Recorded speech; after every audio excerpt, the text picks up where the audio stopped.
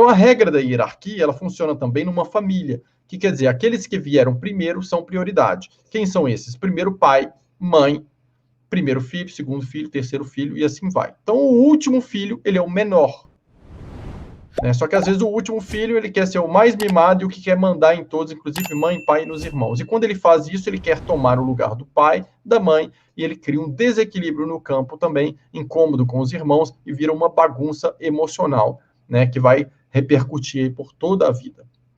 Então, essa lei da ordem, ela existe sempre. O primeiro que chega é prioritário com relação aos que vieram depois. Ele deve ser sempre honrado pelos que vieram depois. Se você entrar em algo que tiveram pessoas que construíram antes e você simplesmente desonrar e desrespeitar todos os que vieram antes, você trava a energia de um jeito que dificilmente aquilo vai para frente com o seu projeto ali, porque você está travando aquele processo. Como consertar isso, né? E olha que a gente falou pouco ainda para já ver tanta coisa para consertar. A Lidiane Ribeiro pergunta, como que a gente conserta?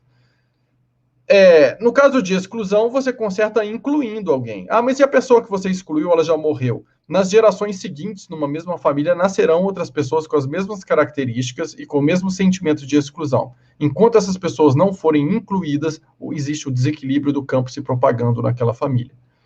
Né? No caso do desequilíbrio de ordem, como que você conserta? Você conserta não colocando ninguém no lugar dele, porque você não pode colocar o outro no lugar dele, mas voltando para o seu lugar.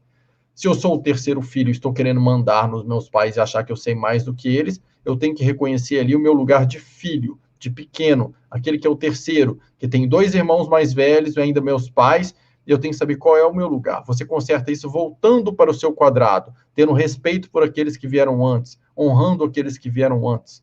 Né? Isso nas atitudes diárias, né, gente? Não é só pensar assim, eu honro e respeito, não, que isso não serve para nada.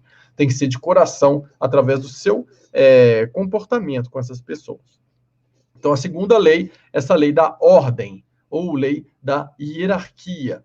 Né? Ela só existe uma exceção. A lei da ordem da hierarquia tem uma exceção que é para casais. Né? Não é o primeiro que entrou que é prioritário, porque senão você está no terceiro casamento e o seu primeiro marido seria, ou primeira esposa, seria a prioridade. Não. No caso de casamento, de casal, a prioridade é sempre para o último, para o atual. Né? Então, o atual marido, a atual esposa é prioritário sobre aqueles que passaram antes. Né? Sempre. Nesse sentido. Da mesma forma, se um casal tem um filho, se separa, e depois esses elementos que se separaram do casal casam-se com outras pessoas, essas novas pessoas que integraram a família, elas têm que reconhecer que o filho dos parceiros, ele já existia antes. Então, ele é prioritário, né? Porque é muito comum, às vezes, uma mulher teve um filho e se separou, e aí depois ela se casa com um homem, e o homem quer que ele seja a prioridade, o novo marido, e quer, às vezes, até excluir aquele filho, primeiro filho da esposa atual, né?